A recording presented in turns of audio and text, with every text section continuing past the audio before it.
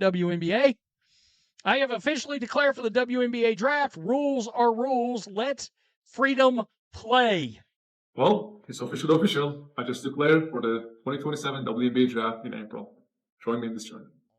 That is the moment when this stops being just internet chatter and becomes a real test for the WNBA. Enes Freedom says he has officially declared for the 2027 draft. Whether the league treats it as a stunt, rejects it because of eligibility rules, or has to publicly explain its policy is the real story. Welcome back to Basley. Because the most revealing part may not be Freedom's declaration itself. It may be what happened when people around the league were asked to respond. Wow, let's take a look at this. Please accept this formal document as my official written notification to the Women's National Basketball Association of my voluntary decision to enter the player pool for the 2027 WNBA draft. Oh, boy. Respectfully submitted this 6th day of August 2026. Signed, Freedom. And there is the document he is presenting as his formal notice, dated August 6, 2026, announcing what he describes as a voluntary decision to enter the 2027 WNBA draft player pool. Before anyone gets distracted by the trolling, we need to separate two different questions. First, can a former NBA player simply announce that he is entering the WNBA draft and force the league to treat him as an eligible prospect? Second, what written rules does the WNBA actually use regarding sex, gender identity, draft eligibility, and player participation? These are not the same question. Freedom's stunt only has real power if the league's written rules leave enough uncertainty for him to make this argument publicly. That is why the smart response is not automatically, he is obviously getting drafted, because that has not happened. But it is also not simply, there is nothing to discuss, because the reason this story is spreading is that people are asking the league to clearly explain its rules. That distinction matters. A viral declaration is not a roster spot. A signed document is not league approval. And a political protest presented as a draft announcement does not become an official basketball transaction just because the person making it uses formal-sounding language. But there is a reason Freedom chose this format. He is not trying to become a normal draft prospect. He is trying to force the league to answer a question publicly. And pay attention to what happens later when a WNBA coach is directly asked about it, because that reaction tells you more about how uncomfortable this issue has become than all the memes combined. So now we know the WNBA is actually having a meeting to try to determine what a woman is. You can't make this stuff. I mean, you can't, got to be more careful. You can't make this stuff up, folks. The league is trying. That is the main pressure point. The source video says the league is facing questions about how it defines eligibility, and that argument is being used to suggest that the policy itself could be challenged. But this is where the discussion needs to stay careful. We have a public declaration from Freedom. We have political messaging about women's sports. We also have people online interpreting the WNBA's rules. What we do not have in this clip is an official WNBA ruling saying that Freedom is eligible for the 2027 draft. That gap is at the center of the entire debate. The strongest version of Freedom's argument is not, I am definitely going to play in the WNBA. It is, if the rules are based on self-identification without a clear competitive standard, explain exactly where the line is. The strongest counterargument is also simple. Someone making a sarcastic declaration does not automatically meet every requirement the league may have. And a policy created for transgender participation should not be judged by pretending that a deliberately provocative political stunt is the same as every real-world situation involving transgender athletes. That is where the two sides collide. Freedom and Royce White are using an exaggerated example to test the limits of the rules. Their critics argue that the exaggerated example itself shows that they are not seriously engaging with the real issues facing transgender athletes. That is why this story has become much bigger than one former NBA player. Bless you, Enes Freedom, for shining a much-needed light on women needing to be able to have their own sports safe and separate from men. You are helping countless females who simply want to Riley Gaines' response makes the larger political message clear. She praises Freedom for bringing attention to sex-based protections in women's sports. Once that support is given, this is no longer just a WNBA story. It becomes part of a much bigger debate about how sports organizations balance inclusion, competitive fairness, eligibility rules, and legal concerns. Those four things do not always point in the same direction. A league can support inclusion while also wanting clear eligibility rules for its competition categories. It can try to avoid unfair treatment of transgender athletes while still creating sport-specific rules. But when those rules are unclear, people on both sides will test the limits, and political figures can turn every unanswered question into a national debate. That appears to be exactly what Freedom's announcement is designed to do. He does not need to actually get drafted for the stunt to succeed. He does not even need the league to seriously consider him as a basketball prospect. If his announcement gets reporters asking coaches, players, executives, and eventually the commissioner what the exact eligibility rules are, then he has already moved the discussion onto the ground he wanted. That is the first real consequence of this situation. And if you want the full breakdown as the story develops, subscribing is the easiest way to follow it, because the basketball side of this gets even stranger once the source starts imagining what Freedom would actually look like as a prospect. Look, let's be real. Just from a basketball standpoint, he's the number one prospect. Royce White, number 2. All right?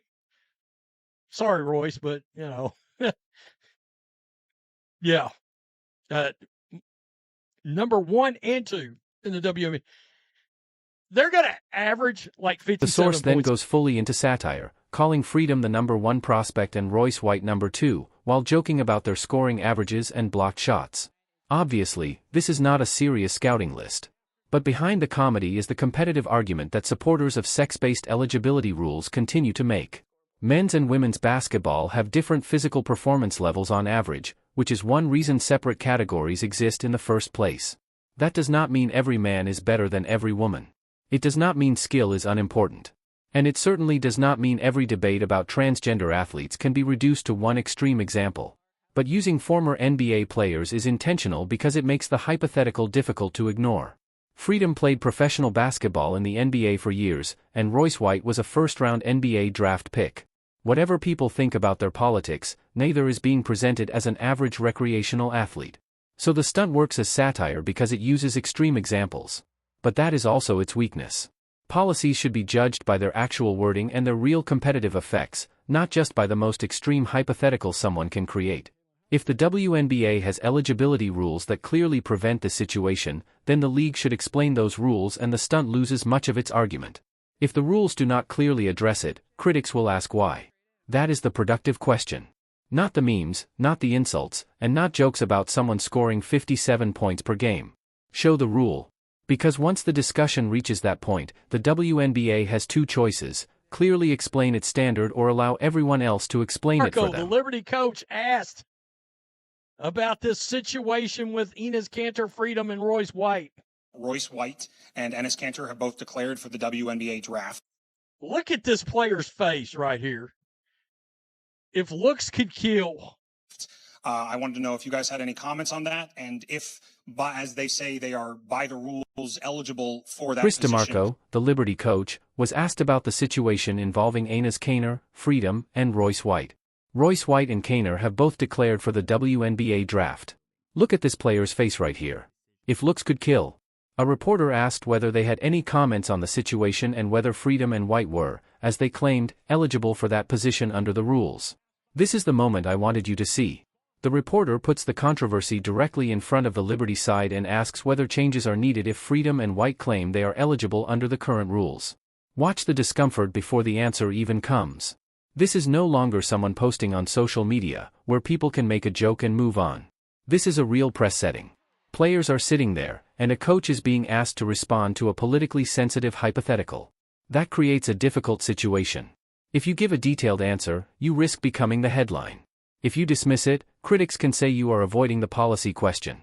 If you defend the current rules without being completely sure about the exact wording, you could speak beyond what the league office has authorized.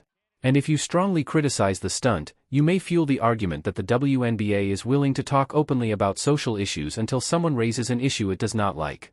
That is why the next answer matters so much. He's like, oh no. No. Yeah, you are here. Any reforms need to be made to the current rules? No comment at this time. If same let the WNBA handle it and we'll follow. We'll let the WNBA handle it, and we will follow. No comment at this time. We'll let the WNBA handle it and we will follow. That is probably the safest answer for an organization. But it also adds fuel to the controversy because saying the league will handle it makes it clear that this is not something the coach can decide. You are not agreeing with Freedom's eligibility claim, and you are not supporting the political argument. You are simply saying that the final answer must come from the organization that makes the rules. That shifts the pressure to the WNBA. Now the question is not what one Liberty coach thinks. It is what the WNBA itself says. That is why I would not read too much into facial expressions or treat silence as some kind of hidden confession. People in professional sports are usually trained not to speak for the league, especially on issues involving rules, employment, public relations, politics, and legal questions. No comment can simply mean, I am not getting involved in this. However, silence can still create problems. A league that has built part of its public image around players speaking openly about social issues cannot be surprised when critics ask for clear answers on other controversial topics. That does not mean every coach has to give the public an opinion. It means the league itself needs clear rules so coaches do not have to create policy during a press conference.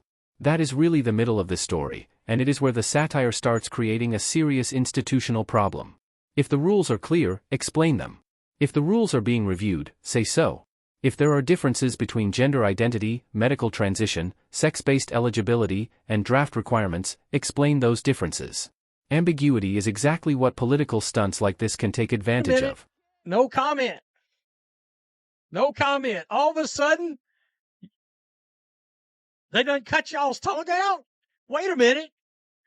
What about we're accepting and we're the League of Inclusion?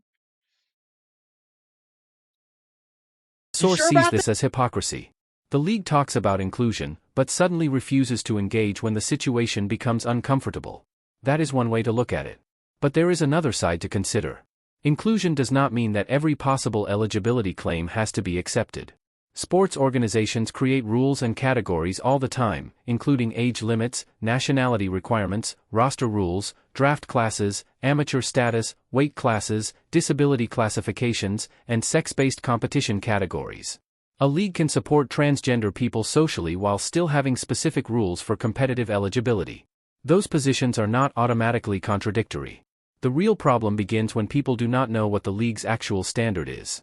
Freedom's entire strategy is built around exposing that uncertainty. That is why a league response that only condemns the tone of the stunt would not fully address the issue. The tone is clearly provocative, and the source video includes jokes that are insulting and crude. You can reject those jokes while still asking the underlying policy question. At the same time, supporters of Freedom cannot assume that everyone who criticizes the stunt is against women's sports. Some people support sex-based competition categories but still believe that mocking transgender people is unnecessary and harmful. These distinctions matter if the goal is to understand the rules instead of simply turning the issue into a culture war argument. And that is the part we care about here on Basley. Once the political theater is removed, the real question is simple: what standard can the league consistently defend?